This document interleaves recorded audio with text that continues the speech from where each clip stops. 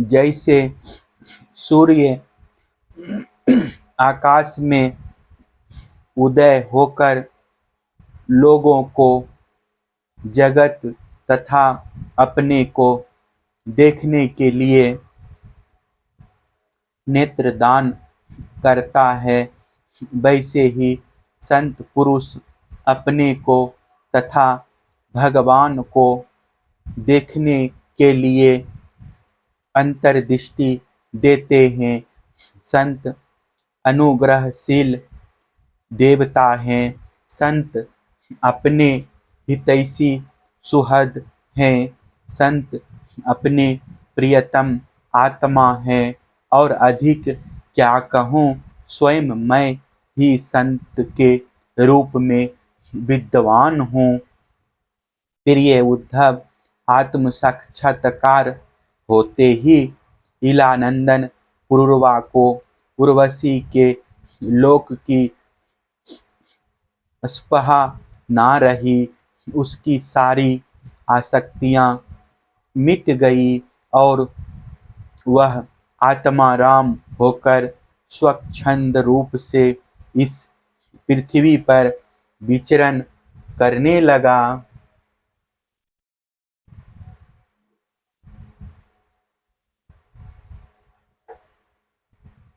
क्रिया योग का वर्णन। उद्धव जी ने पूछा, भक्तवत्सल श्री कृष्ण जिस क्रिया योग का आश्रय लेकर जो भक्तजन जिस प्रकार से जिस उद्देश्य से आपकी अर्चा पूजा करते हैं, आप अपने उस आराधन रूप क्रिया योग का वर्णन कीजिए। देवऋषि नारद, भगवान व्यासदेव और आचार्य बृहस्पति आदि बड़े बड़े ऋषि मुनि यह बात बार बार कहते हैं कि क्रिया योग के द्वारा आपकी आराधना ही मनुष्य के परम कल्याण की साधना है।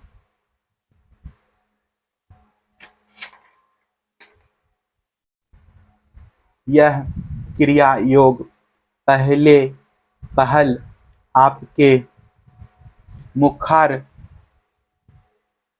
बिंद से ही निकला था। आपसे ही ग्रहण करके इसे ब्रह्मा जी ने अपने पुत्र भृगु आदि महर्षियों को और भगवान शंकर ने अपनी अर्धांगिनी भगवती पार्वती जी को उपदेश किया था।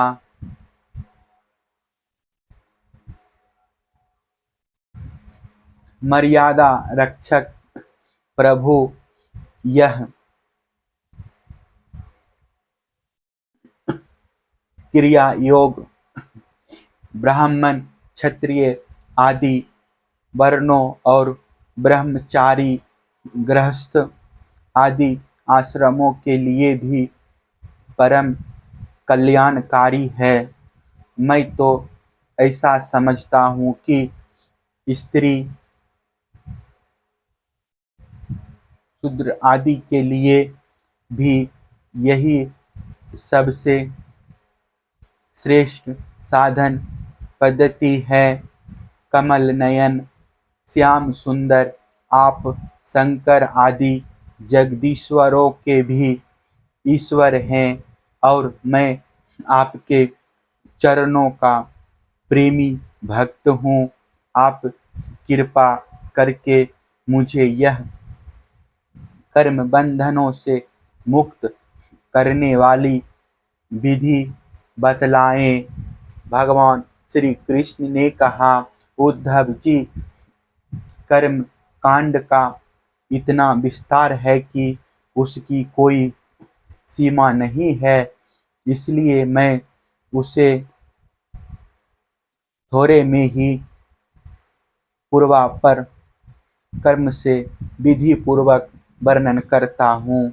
मेरी पूजा की 3 विधियाँ हैं, वैदिक, तांत्रिक और मिश्रित।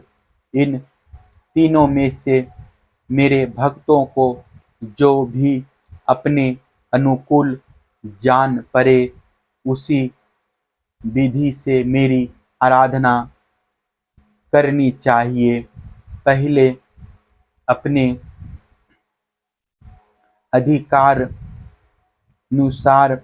शास्त्रोक्त विधि से समय पर यज्ञोपवीत संस्कार के द्वारा संस्कृत होकर दिव्यत्व प्राप्त करे। फिर श्रद्धा और भक्ति के साथ वह किस प्रकार मेरी पूजा करे, उसकी विधि तुम मुझसे सुनो। भक्ति पूर्वक निष्कपट भाव से अपने पिता एवं गुरु रूप मुझ परमात्मा का पूजा की सामग्रियों के द्वारा मूर्ति में, वेदी में, अग्नि में, सूर्य में, जल में, हृदय में अथवा ब्राह्मण में, चाहे किसी में भी आराधना करे। उपासक को चाहिए कि प्राप्त काल दत्वन करके पहले शरीर शुद्धि के लिए स्नान करे और फिर वैदिक और तांत्रिक दोनों प्रकार के मंत्रों से मिट्टी और भस्म आदि का लेप करके पुनः स्नान करे। इसके पश्चात वेदों युक्त संध्या वंदना आदि नित्य कर्म करने चाहिए। उसके बाद मेरी आराधना का ही शुद्ध संकल्प करके वैदिक और तांत्रिक विधियों से कर्म बंधनों से छुड़ाने वाली मेरी पूजा करे। मेरी मूर्ति 8 प्रकार की होती है, पत्थर की, लकड़ी की, धातु की, मिट्टी और चंदन आदि की, चित्रमयी, बालुकुमयी, मनोमयी और मणिमयी, चल और अचल भेद से 2 प्रकार की प्रतिमा ही मुझ भगवान का मंदिर है। उद्धव जी, अचल प्रतिमा के पूजन में प्रतिदिन आवाहन और विसर्जन नहीं करना चाहिए। चल प्रतिमा के संबंध में विकल्प है, चाहे करे और चाहे ना करे, परंतु बालकमयी प्रतिमा में तो आवाहन और विसर्जन प्रतिदिन करना ही चाहिए। मिट्टी और चंदन की तथा चित्रमयी प्रतिमाओं को स्नान ना करावे, केवल मार्जन कर दे, परंतु और सबको स्नान कराना चाहिए। प्रसिद्ध पदार्थों से प्रतिमा आदि में मेरी पूजा की जाती है, परंतु जो निष्काम भक्त हैं वह अनायास प्राप्त पदार्थों से और भावना मात्र से ही हृदय में मेरी पूजा कर ले। उद्धव जी, स्नान, वस्त्र, आभूषण आदि तो पाषाण अथवा धातु की प्रतिमा के पूजन में ही उपयोगी है। बालकमयी मूर्ति अथवा मिट्टी की वेदी में पूजा करनी हो तो उसमें मंत्रों के द्वारा अंग और उसके प्रधान देवताओं की यथा स्थान पूजा करनी चाहिए तथा अग्नि में पूजा करनी हो तो मिश्रित हवन सामग्रियों से आहुति देनी चाहिए। सूर्य को प्रतीक मानकर की जाने वाली उपासना में मुख्यतः अध्यंत एवं उपस्थान ही प्रिय है और जल में तर्पण आदि से मेरी उपासना करनी चाहिए। जब मुझे कोई भक्त हार्दिक श्रद्धा से जल भी चढ़ाता है तब मैं उसे बड़े प्रेम से स्वीकार करता हूँ।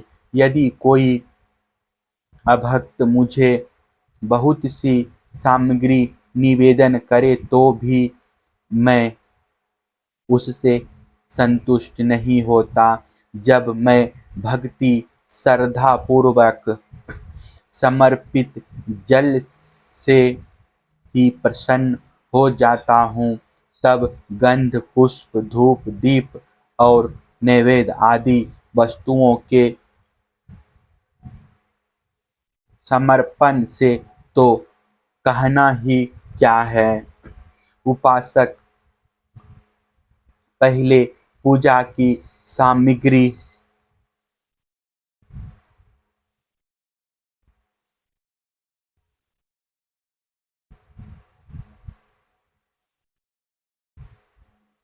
इकट्ठी कर ले, फिर इस प्रकार कुश बिछाए कि उनके अगले भाग पूर्व की ओर रहे।